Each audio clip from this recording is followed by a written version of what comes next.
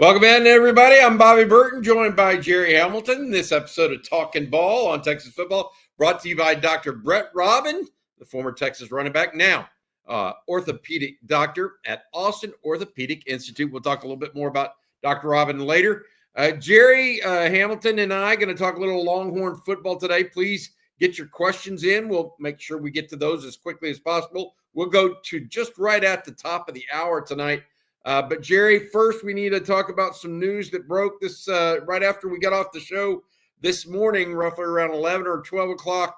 Andre Cojoe, a big offensive tackle that was competing with Brandon Baker for the right starting tackle job. It was learned that he is out on Texas football, breaking news that he is out for the 2025 football season, suffered a knee injury on Saturday in practice. He will be out for the year. That means Brandon Baker is the leader right now at right tackle. Not surprising in that way.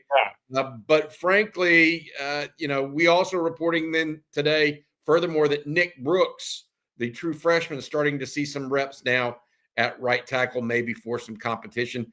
Jerry, let's talk a little bit about Brandon Baker and Nick Brooks tonight to start off. And well wishes, of course, frankly, to Andre Cojoe, young man that entered Texas early as I think 16-year-old. He entered Texas and then turned 17 like the day after he enrolled.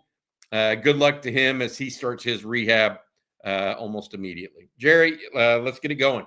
Yeah, look, I think Brandon Baker is going to be the starter at right tackle, barring the unforeseen, which we saw with Cojoe today. But Cojoe was pushing him, and that's what you need. You need healthy competition. But Brandon Baker's been far and away the favorite at this position. And we've heard he's having a good camp and had a good spring. But now with the injury to Cojoe, Nick Brooks is now going to rep at right tackle. He repped some at second team right tackle in the spring. He was that good in the spring. They're like, okay, your second team left tackle reps. They're also going to cross-trade him at some second team right tackle. Now I think that'll be more so. And the question will be that'll have to be decided in the next few days, or we'll see how it gets out in the next few days. Is Nick Brooks going to work more at right tackle than left tackle, and Jaden Chapman's going to be Goosby's backup? Or is Nick Brooks really going to be working at both? But because I do think it was setting up – after the spring, Nick Brooks was the third tackle on this team, period. And that's the way it was after the spring. Then the incident happened, though then he was kind of working through that when practice started here last week. But it'll be interesting to see how much time he splits between left and right tackle, because I think he's pretty clearly the third tackle on this team. But what's going to happen with that is where's that time allotment going to be, and how much are they going to actually put on his plate? You have to remember Jaden Chapman was out for a lot of spring as well. Yes. So at least that young man re-enters the picture. Yeah. Another tackle that is on the roster, Jordan Coleman, starting off at left tackle for the Longhorns, the true freshman.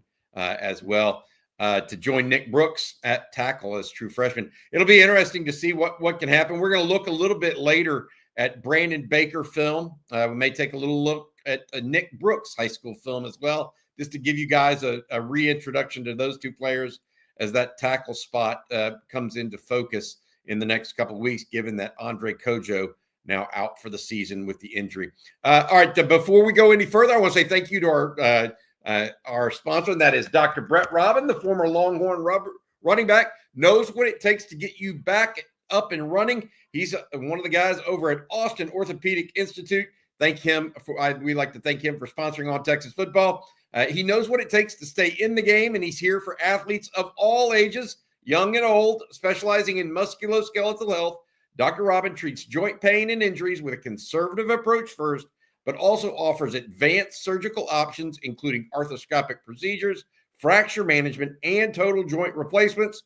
With offices in Austin, Georgetown, and Killeen, Dr. Robin is accepting new patients now. If you're looking for a top-notch orthopedic, give Dr. Robin a call, 512-856-1000. That's 512-856-1000, and get back to your active and creative lifestyle and doing what you love. Hey, before we talk a little bit more about Brandon Baker and Andre Cojoe and take questions, I also want to play this that the this video that the University of Texas and Longhorn Network put out a little bit earlier today. I thought it was good stuff, Jerry, from the Longhorn media team. Let's watch. Here we go. Here we go. Here we go. Ones and twos. Ones and twos. Let's go. Let's go. Play big, Mike. It's a nice operation. Nice, Ryan. Nice and easy. Left hash. Nice. Good. That's the way to work, man. Hey, you three are humming right now, man. There it is. Good. Nice job, guys. Nice job. Nice job. Good operation, Arch. Hey, Ryan, just do a great job. You may have to put that foot in the ground and get vertical, right, if that end is wide, okay? Hey, let's go, guys. Hey, congratulations, Bo. It's a hell of a job, man. Here we go. Good, good. Nice job, nice job, nice job. Good. Last one, last one, last one. Go, two. All right, so here's what I took from that. Play big Mike is Mike Terry at wide receiver, making sure he plays big like he is, right? He told the receivers there really humming. At that point, Bo Barnes got us a real shout out from Sark there. And obviously it was Ryan Niblett. He was telling them to get vertical more, depending on the positioning and the coverage pre-snap. Yeah, interesting. They're putting out all kinds of content nowadays, and it's fun to watch it all transpire as we get ready. We're now, 26 days away from the Longhorns being there in Columbus, Ohio. I'll be there. We're going to have a nice, fun time on Friday night there. We're going to do a happy hour. Hope everybody that is up at the game can join us as well. Jerry, we're going to go start taking some questions here. But first, let's look at Brandon Baker's high school film. And so people get a sense of who is competing now for that right tackle spot. This is Brandon Baker, his junior or senior year. This is senior. This is senior. Yeah, he was already going to be the starting right tackle. He was winning a job, but this is your starting right tackle. But you see, the one thing we've talked about with Brandon Baker, he has been playing right tackle. He was not the normal left tackle. You got to move to right tackle. He's been a right tackle, and he did it at Mater Dei against Power 4 guys in practice every day. This is a national schedule they play. You've seen a lot of these teams. I mean, they play the best in the state. That's Oaks Christian right there. You saw Sierra Canyon earlier, and you just see team after team after team on the schedule. But Brandon Baker, a really good pair of feet on him. He's a patient guy, right? He's not a rush guy in pass pro. And his body's changed a lot. But look, he's just quick feet and hands, by the way, and body quickness. I mean, this is how you draw guys up that you want to play the tackle position. A powerful base for a young kid, quick hands, quick feet, good body quickness, really good knee bend, ankle flexion, and all that good stuff. He's playing against D1 guys every week out and every day in practice. But one of the few guys that was actually a right tackle in high school that versus all the guys that played left tackle, because most high schools, but obviously you see Mater Dei had another big guy on the left side, and big guys all around, Power 4 guys. But he's one of the rare guys that actually played right tackle in high school that was a 5-star or rated prospect or a top 35 guy in the country just out of 5-star. Interestingly, Jerry, you mentioned that playing the right tackle spot. Ethan Burke was talking about how he thought Brandon Baker did a really nice job of getting his hands into his chest plate and into his rib cage on pass protection. Burke was talking about that from his teammate on Thursday afternoon. The other thing I would say about Brandon Baker that I think is important, I mean, he's young. He's a redshirt freshman. Yeah. Texas, more proof that Texas is going to be a relatively young team. We mentioned, I think, only 2 seniors going to be playing for the Longhorns on offense this year, those being DJ Campbell and Cole Hudson. The rest are going to be juniors or below. So really young team overall for Texas. And part of that is going to be the right tackle, who Jerry has said that he felt strongly that Brandon Baker had won that job. But Cojoe was trying to push him. Now we'll see if Nick Brooks is able to. Matt, if you get a chance, can you bring up Nick Brooks' tape if you have it, and a chance to watch that as well? We'll be watching that here in a second. Hey, Jerry, your thoughts on what this means for Texas at right tackle beyond just what the surface level stuff that we've been talking about thus far. Yeah, so I think what it really does for me is, so Jordan Coleman was third team right tackle at the first 2 practices. The main thing it really does is he's now a play away from being a second teamer as a true freshman. And people ask, well, why doesn't Texas have more tackle? That's what everybody has these days in NIL. Nobody's going 4 deep at offensive tackle positions due to NIL. This is not happening. Here's Nick Brooks playing left tackle his senior year, which he had a monster season for Grayson. And his tape, his second year, was even better than the first half of the year when he lost about 15, 20 pounds, got accustomed to the competition. But there you just see how powerful he is. Again, they play the highest level of competition in the state. They won the state championship every single day in practice. He was going up against Joseph Mbaktu on the big on big. And then he'd go up against the edge kid named Allen, who's about 6'2", 225. I think he had 15 sacks. He'll be a stud at Georgia Tech, pass rusher when I was there last year. But I think what it does is the main thing it does for me, and Cojoe was going into year 3 in the program. So he had program experience. No real game experience to speak of, but program experience. So what that does is it's less program experience at right tackle now is what at left tackle you have Gooseby heading into year 3. Chapman, if he's your backup left tackle, heading into year 3. Those guys have program, Kyle Flood experience. But right tackle doesn't have a lot of program experience because you have redshirt freshman and Brandon Baker, although he has a year, true freshman in Nick Brooks, and who was there for the spring, and true freshman in Jordan Coleman, who wasn't an early enrollee. So you're one more Nick at right tackle from being in a position you really ideally don't want to be in. Yeah, I think one more injury at tackle, and they're paper thin, actually, to be honest. And it doesn't matter right or left, it feels like at this point, because then they'll be down to 4 instead of 5. Right now they got 5. They would have to move somebody theoretically, maybe a freshman, another freshman out to that, or move somebody else out to tackle that they may or may not want to do. We'll have to wait and see what happens. But look, the thing about Nick Brooks that you see here, he's just naturally strong, dude. Yeah. And he's more athletic than maybe you give him credit for being so big. Yeah. He was getting low to the ground on a couple of those pushes and pushing people, dislodging them from the area. So he's going to be a big time player. All right, let's go ahead and get to your chats and talk a little bit about that stuff and get to those questions. This one from E. Kim, Bobby and Jerry. Who do you see as conference champions in the power conferences? Who are you picking out? Let's leave the SEC because we're going to be doing our pick'em show on Saturday, I believe. Who do you see as winning maybe the Big 10, Jerry, the ACC, and the Big 12? I'll take Arizona State, Big 12. ACC, I'll take Clemson. And Big 10, I'm looking. Did he not go Penn State? Well, I was seeing Penn State plays at Ohio State. That's the tough one for me. They have Oregon at home, but they're at Ohio State.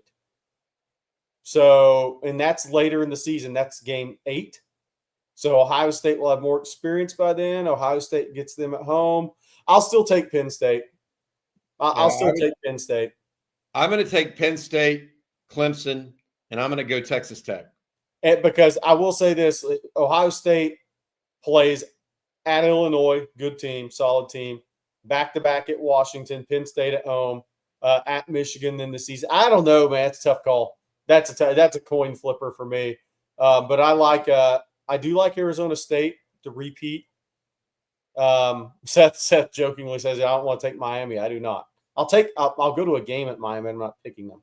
I like Arizona State. I think the running back they got from Navy is a really good player. I've heard he's a really good player. So has Brent Venables. Yeah. Jordan Tyson, the receiver. Yeah. Yes, that's a good one. Jordan Tyson back from injury. Plus, they really like the USC transfer, I've heard, kind of the do it all back. Can't remember the kids' names. Chat, y'all can help me out. They returned their defensive front. Some good players there. They return a lot of starters off that team. And I like the kind of what they have going on there. I do think Tech can challenge. I'm not as high on K-State. I'm not as high on Johnson as a quarterback as other people. Is Utah a potential sleeper in that conference? Maybe. ACC, I'm not even sure I'd pick Miami top 2. Miami's whole deal, I really think their first 4 games, they better beat one of Notre Dame or Florida at home. If not, I think their season could go a little haywire on them. And that hurts you in conference play. Big believer in Texas Tech this year from a line of scrimmage. I think they'll have the best line of scrimmage in the Big 12. Now, Utah will have a very good line of scrimmage, to your point, Jerry.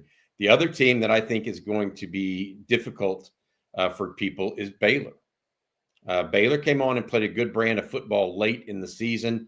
I'm going to take Texas Tech and Baylor in the Big 12 championship game. I think those two. I think those two teams. Baylor has maybe the best quarterback in the Big 12 outside of Sam Leavitt, in my opinion, and Texas Tech I think has the best overall roster. I think people are overranking Kansas State quite heavily at this point. Arizona State's got a tougher schedule this year. I will say that they're at Baylor, at Utah, and then they have Texas Tech at home. But they have a little and at Iowa State. Their schedule stepped up a notch this year. I think they're going to revert to mean a little bit. Cam Scatabo was such a big heartbeat of that team. I think they can't help but revert to mean a little bit. All right, and they won some tight games, Jerry. Those aren't always going to go on your side. What the ACC? I went with Clemson. Other teams that have a chance. You mentioned Miami. SMU was right there a year ago. They do not have a super difficult schedule again this year, so they could be back in it. We'll see what Bill Belichick is able to do at North Carolina in his first year as well. But I'm going to go with Clemson at this point in that league, and not by a short amount either. I think they're going to have their way in the ACC, probably after they lose to LSU out of the gate, by the way. Penn State for me in the Big Ten, clearly. Well, question is, can SMU challenge? Like, SMU has got the schedule to challenge. Yeah, I know. That's how they got there last year. SMU's got Syracuse and Stanford at home. Then they go to Clemson and to Wake Forest, but Miami at home, at Boston College, Louisville at home, and at Cal. They've got a pretty good They'll be favored in all but 3 games. Yeah, they've got a pretty good schedule. Somebody mentioned Georgia Tech. Is Georgia Tech the sleeper out there is the question. Oh, that's not a bad one. Because Georgia Tech has Clemson at home early, at Wake Forest, at Duke, Virginia Tech at home, Syracuse at home, at NC State, who's just not what they used to be after NIL, at Boston College, Pitt at home. I mean, Georgia Tech could be your spoiler in the ACC. We'll see. Yeah, Florida State fans are mad that we haven't even mentioned them. They got Castellanos, the quarterback from BC. That's somebody to watch a little bit. I would say this. I hope it's Georgia Tech. I'd love to see Blake Gideon, the former Texas defensive back and former safeties coach at Texas under Steve Sarkisian. He's now the defensive coordinator at Georgia Tech. I hope they have a good year this year. Thanks, Kim, for that question. Let's get going here. Next up, living rent-free in UT outside of 2022. Flood has only recruited 2 blue-chip linemen. Only 2, Jerry. Brandon Baker and Nick Brooks. Is it time to go all in on O-line blue chippers and not development players? What is John Turntime? You say I feel like, you can't sit here and say he's only recruited 2. I feel like that's you're only giving him three recruiting classes to get 2. Your thoughts, Jerry? Nah. I mean, look, I think Kyle Flood's doing a good job. It's almost like the conversation last year. What's wrong with Jeff Banks in recruiting? Well, Emory Winston and Nick Townsend. Yeah. So I'm not really. I think they swung on a couple of guys and missed last year. But there's no guarantee those guys would have been ready as freshmen or as good as Nick Brooks was as a freshman. Let's see if Michael Fasusi is as good as Nick Brooks. Yeah. I think he's fine. I think what are you going to do when somebody gets hurt? I mean, it can't be recruiting's fault when a player gets hurt. Yeah. All right. This one from Gus Flanner. What about Connor Stroh at tackle? 6'7", 341. Seems like tackle size, but is he more of a guard? Yes, he's a backup right guard at this point. He's actually third string right guard if they had to, apparently, because they would kick out Cole Hudson potentially to right guard in emergency situations of injury. Your thought? He's just too slow a foot to play tackle. Yeah, he's a guard all the way. All the way. Now, I don't think there is – somebody asked in the chat, what about NATO? He needs to lock in the left guard and be a left guard. He's a guard too. I think Chapman I think the guys that are playing tackle, the five they have playing tackle are the five tackles. Yeah. And Jordan Coleman's a guy that coming in. I was like, I'm not sure if he's a right tackle or guard. He's going to have to just prove it against SEC level pass rushers in practice from a body quickness standpoint, because you just couldn't see enough of it at Cedar Hill in high school with him. So, I mean, I think they're five guys. I watched Jordan. I watched those offensive linemen. He looked quick enough, actually. His body was in better shape than I expected it coming out of high school when I saw him last week, Jerry. This one from Nathan. Jerry, I remember you mentioned NATO could play tackle as a recruit. That's just what we talked about. Would Texas entertain NATO as a backup right tackle? They already went Hudson to guard and Robertson to center before. Maybe in put Nate Kibble in at left guard and kick NATO out to right tackle. I mean, we're talking about that would be the emergency. Yeah, we're talking about doomsday scenarios almost. Yeah, and that's not good for the season. No, it's not. Super chat here from Isaiah Rangel. How's Gelani McDonald doing? Will we see Alex January make an impact this season? Gelani McDonald has changed his number to number 4. So that will be the first thing you notice when you see him out there. He's now number 4. He looked terrific. I haven't heard more than that at this point for him on those 2 days. Alex January absolutely will make an impact this season. There's no doubt in my mind he's going to be in the rotation at defensive tackle, more so than he was a year ago. Oh, yeah. Yeah, I think he's a top 4 guy this year. I would say on Gelani McDonald, he's my sleeper to really rise up the draft boards this year for Texas. If he has a really good season, I could see him really, really rising on NFL draft boards based on what we saw those 2 days. He just has the side speed, length combination that these guys are going to love if it translates to maybe a little more playmaking on the ball. If he takes that next step, watch out for him in an NFL draft. I wonder if this is a relative of sorts here. Did Brandon Barnes says, did he give Elijah Bo Barnes a little? Oh, yeah. Let's go, Bo. I was told that Bo had a really good spring. Some of the issue for some of these young kids is, look at the depth of older players at linebacker right now. There's some situations where Bo would probably play a lot more as a freshman, but he's going to play. He's going to play special teams. He's going to get on the field. But you're sitting there and you have Anthony Hill and you have Trey Moore and you have LaFowl and you have Brad Spence. I mean, there's some Brad Spence now moved to edge. Ty Anthony Smith. But I still wonder if Brad Spence will play some linebacker this season at times. But there's just a lot of older, more experienced players there, but doesn't mean Texas doesn't really like Bo Barnes, because they definitely do. By the way, Jonathan Cunningham working out at Star. A little other note here, just a little note. I was told that Jonah Williams is taking part more so in practice. Now, I'm not saying it's full speed, but more so than the 2 media window viewing days when he was just off to the side, him and Kate Fellows. Yep. I've heard the same, and we're going to talk a little bit about that tomorrow morning as well. All right. I sent a text over to you, Matt, our producer behind the scenes. If you'll bring this up, it's going to be very interesting because, Jerry, Texas already has the number 1 ranked running back in the country by some folks, number 1 ranked quarterback by some folks. What else? Number 1 ranked linebacker by some folks. Now, I want you to see this. Now they have the number 1 ranked punter, according to Cole's kicking. Mikey Bukakus, the young man out of the Metroplex, that committed to Texas over Clemson and a host of others, is officially ranked the number one punter, according to Cole's Kicking. And that is the definitive kicking Bible, so to speak. He has them all there working out, kicking and punting together, ranked the number one guy in that regard. When we had Jake Collette, the kicker commit, on the show, he said the ball sounds different coming off of, they call him Mikey's foot. That's a pretty interesting statement for a kicker that's one of the top-ranked guys in the country, to say that about a punter. Just the ball sounds different coming off his foot.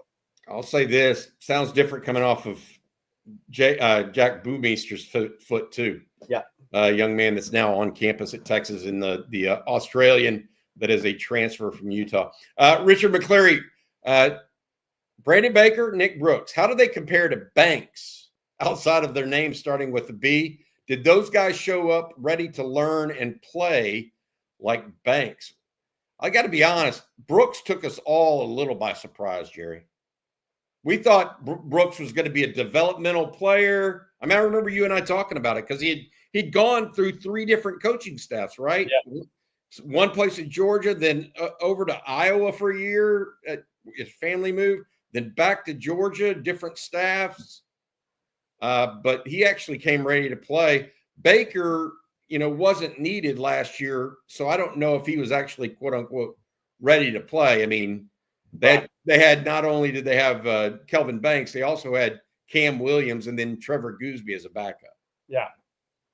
So, So look, I think Nick Brooks went even beyond what Kyle Flood and Sarkisian saw with him. And that's a really good sign. Kind of like Grayson Littleton has. That's when a number one class becomes legitimate a few years down the line, is when you look at some of those mid-range ranked guys that also end up being studs. But I think that move to Grayson set the whole thing up for Nick Brooks. No offense to the coaching staff, the high school coaching staff in Iowa, but he's lost 40 pounds since then. Yep. And he was already big. And so you just look at a guy that's 385-ish. There's no way if he came into Texas in this January at 380, 385, he'd have been able to do what he did. Like, he came in much better. And that's not a shot at his former high school coach. It's a different setup. And he moved a lot. He missed summers with programs. But that senior season at Grayson really set it up for Nick Brooks. But did he come in working? Yeah. And when I was at the CJ and I was at the Grayson Scrimmage a couple of weeks ago at SEC Media Days week to see Tyler Atkinson the day after he committed to Texas, talked to 3 different Grayson coaches. They all said the same thing. You don't have to worry about how hard the kid works on his football craft. All 3 were surprised he had the incident he did. They were like that. They didn't expect that. But they said from a football standpoint, they said, I said, hey, if I told you this guy was going the extra mile, would it surprise you? All 3 coaches said, nah, that's what he did here. All right. Thank you to Sugared Cane Daddy, not the crop.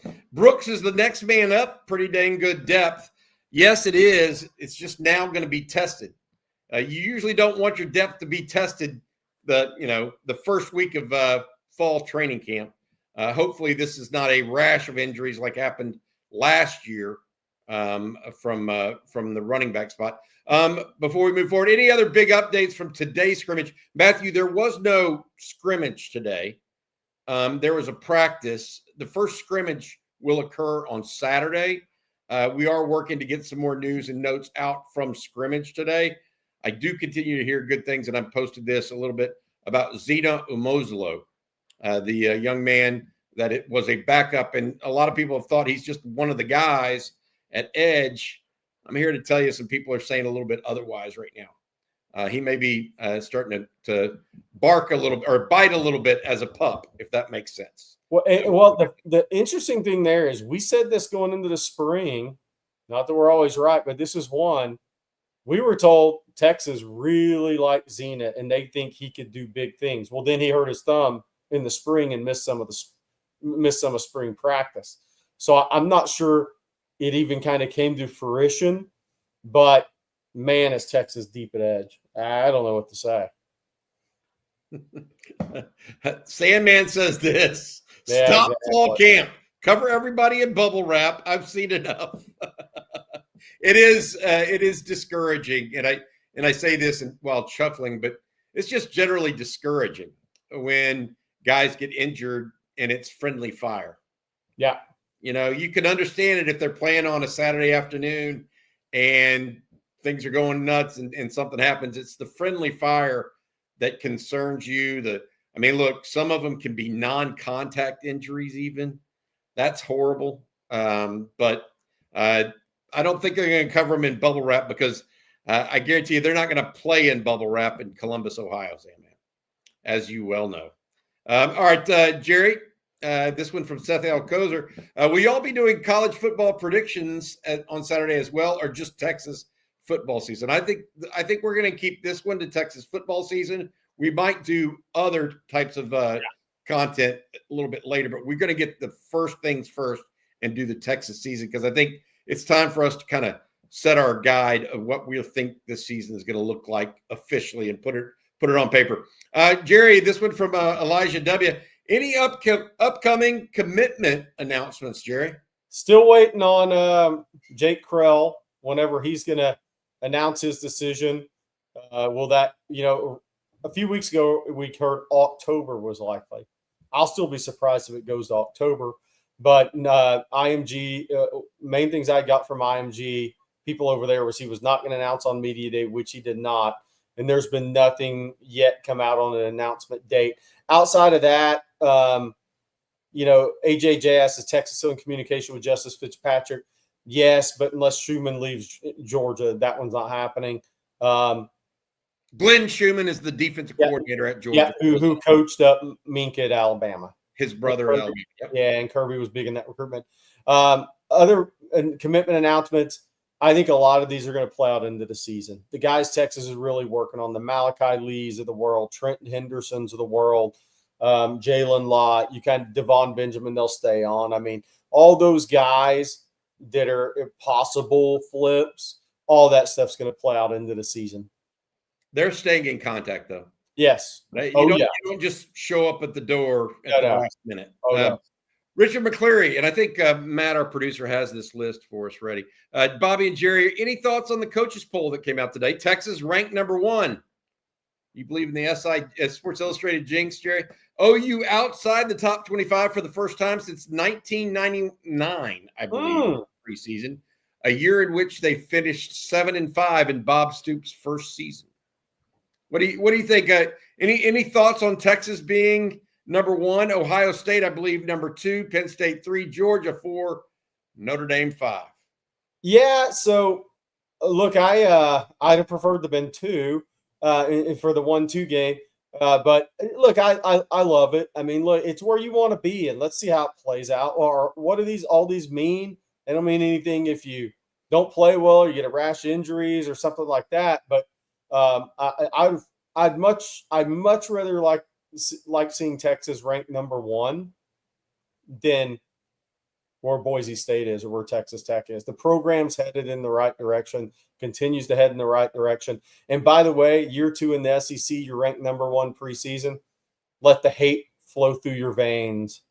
That's what we're talking about. And we're talking about how many teams from the SEC there. You have Texas 1, Georgia 4, Alabama 8, LSU 9, South Carolina 13, Ole Miss 15. That'll be interesting.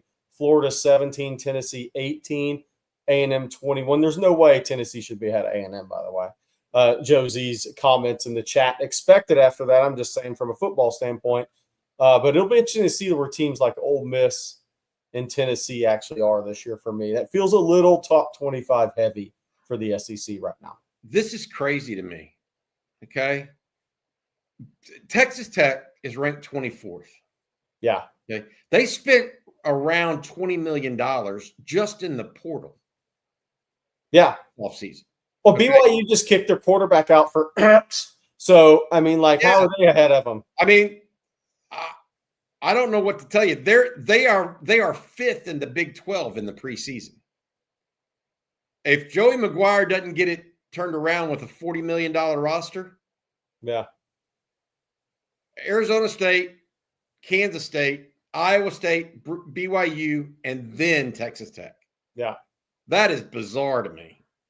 That is bizarre. I want to say this. I would add this. Notre Dame right now, ranked 5th. If they get good quarterback play, watch out for Notre Dame. Yeah, that's the other thing. If they could just get as good as they got last year from Riley Leonard. Yep. That's the other thing. Texas, new starting quarterback. Ohio State, new starting quarterback. Georgia, new starting quarterback. Chris Stockton had one. Notre Dame, 4 of your top 5 new starting quarterbacks. Oregon, the same. Alabama, the same. Miami, obviously the transfer. Carson Beck, new elbow starting quarterback. So, I mean, look, if you look at that, the interesting thing is Sam Leavitt, 11 at Arizona State. The guy, Illinois, has a lot of experience now. Lenoris Newton is 13. So more of those experienced quarterback guys are 11, 12, 13. The one team that I may even like a little more than last year on this list is Indiana, because I think Mendoza is better than the guy they had at quarterback last year. Florida, Lagway's health is going to be interesting with Florida as we talk about Florida heading into the season. What's that really going to look like? But just think about the first weekend. 1 and 2 are playing. 6 and 9 are playing, and 5 and 10 are playing the first weekend the first true weekend of the college football season. I mean, 1 and 2, 5 and 10, 6 and 8. Have we ever had 6 and 9? Have we ever had 3 games like that the first week of the college football season before? People in the chat can tell me. Has there been 3 top 10 matchups the first full week of the college football season before? That is a monster first weekend. I don't understand how Michigan's number 14. I don't either. I don't either. Oklahoma better hope they're not 14. Yeah. I don't get it. All right, we got a couple more questions we'll get to here before the top of the hour. But first, I want to say thank you to our sponsor. Special thanks to Dr. Brett Robin at Austin Orthopedic Institute for sponsoring On Texas Football. Dr. Robin, the former Longhorn running back, knows what it takes to stay in the game. He's here for athletes of all ages, specializing in musculoskeletal health. Dr. Robin treats joint pain and injuries with a conservative approach, but also offers advanced surgical options if necessary, including arthroscopic procedures, fracture management, and total joint replacements. If you're having issues, he's got convenient offices in Austin, Georgetown, and Killeen just for you. He is accepting new patients now. Dr. Robin is your answer if you're looking for a top-notch orthopedic. Give him a call, 512-856-1000. That's 512-856-1000. Get back to your active lifestyle and doing what you love. Be able to walk up those steps at DKR without any pain. That's the key. That's what Dr. Brett Robin has to say. Thanks, Dr. Robin, for your sponsorship of On Texas Football. Hey, here's one from Sugarcane Daddy, one more. How has Texas never started the season number 1 in the coaches poll? Goes back to 1950, right? Blows my mind. Well, how have they never started number 1? Texas had bad luck in 05 because USC was a 2-time defender. Tim Tebow was around in the Colt era, and Sam Bradford at Oklahoma. That's probably just kind of the recent ones. But, I mean, the Vince Young team, which obviously 05, that just happened to be bad luck that USC was riding a 28-game winning streak starting the season, 27. Yeah. I don't know what to say. They should have been in 69, probably going into 70, given they had just won the national championship. Have y'all noticed this from Low JN? Have y'all noticed any new coaching strategies with the new running back coach? I have not noticed any new strategies, but we haven't been able to observe that. The only thing I did notice, I watched the running backs in workouts. They did a couple of ball protection drills that were different for Chad Scott than what Tashard Choice used to do. And that's just the ball protection drill. It had nothing to do with the teamwork that Sark likes to have them do. So I didn't notice any quote-unquote strategies. I did notice a different set of drills. I got to answer one. Yeah, go for it. That's the morning show. We'll have them on in the morning. And then, yes, Texas is still talking with Jalen Lott in his circle. Absolutely. Probably will be for a while. Living rent-free. Let's close it up with this one. Who will be the defensive MVP in the horseshoe? I got Trey Moore having a big day. If you missed this on Texas Football this morning, my write-up from this weekend for this morning revolved a little bit around Trey Moore and how Texas is deploying him in so many different ways. In what I believe is going to be an attempt to disguise the defense, frankly. I mean, they're lining him up all over the place is what I'm hearing. So we'll see. He's played some end. He's played some linebacker. He's played both ends at times. So look, I think there's some questions there that are legit to ask. Who do you think will be the defensive MVP in the horseshoe, though? If it's not Colin Simmons, Julian Sayin may have had a better day than we wanted him to, maybe. Yeah, look, I think if I had a rose, I'd put it in my mouth and goes Charles Woodson. Big time players make big time plays in big time games. I think Colin Simmons will be the defensive MVP. Good stuff. I'm going to answer a couple of these other recruiting ones before we get out of here. Is Mark Orfe number 1 target 27? John Meredith the second out of Euless Trinity. Yes, he is. LL asked Mark Bowman or Ahmad Hudson. That's the 2028 tight end out of North Louisiana there. Ahmad Hudson's going to have to make a decision between football and basketball. Like, he is legitimately a national recruit in both. He plays for JL3's young team, even though they actually played him up in 17U in 2 tournaments. He is a legitimate, not a guy that plays 2 sports, a legitimate basketball prospect. At some point, he's going to have to make a decision because that he spends so much time in spring and summer AAU basketball. It's just at some point it's going to be tough for him. I think he may have to make a decision. He'll try to do both in college, but it's going to be hard to say. He's going to have to make a decision at some point, but he's a legit dude. As far as a tight end, Mark Bowman's miles ahead of Ahmad Hudson. Ahmad Hudson is a very raw target with a prospect with an extremely high ceiling that, again, he spends so much time on the hardwood right now. It's definitely going to stunt his football. I'm a big fan of Mark Bowman. I have not watched Ahmad Howard at this point. All right, that's going to do it for Monday night's Talking Ball. Jerry and I will be back tomorrow morning talking a little Longhorn football with Blake Monroe, our host. Hope we'll have some good times with you guys tomorrow morning, talking a little bit more about what happened today, earlier today in practice. Also, I want to mention this, guys. A lot of folks ask us how you can help us out, and for bringing the content that we do. I want to mention this. Subscribe to ontexasfootball.com. Jerry and I, Jeff Howe, CJ Vogel, Blake, Rod, we're all over there each and every day trying to bring you guys as much content as possible. Join the community. Talk with fellow Longhorn fans. We are the most reasonable deal out there and the best deal, in my opinion. On Texas Football, it's $39.95 a year for 1 year of access if you use promo code OTFOG. That's OTFOG upon checkout. Use that code and come join us on that site. We appreciate y'all very, very much. We also appreciate Dr. Brett Robin, our sponsor of tonight's show, as well as our producer, Matt Hutchinson. He is tremendous for us. Awesome. Thank you so much, Jerry Hamilton, as well. And thanks for all the questions tonight. You guys have a good one. We'll see y'all early tomorrow morning. And by the way, how good of a job does Matthew have? He produces Texas football shows, and the Eagles are his favorite team. It's been a good couple years for Matthew. I mean, golly, the guy never loses. Very rarely does he take L's. What do they both go 12-2 in the regular, 11-1 in regular season?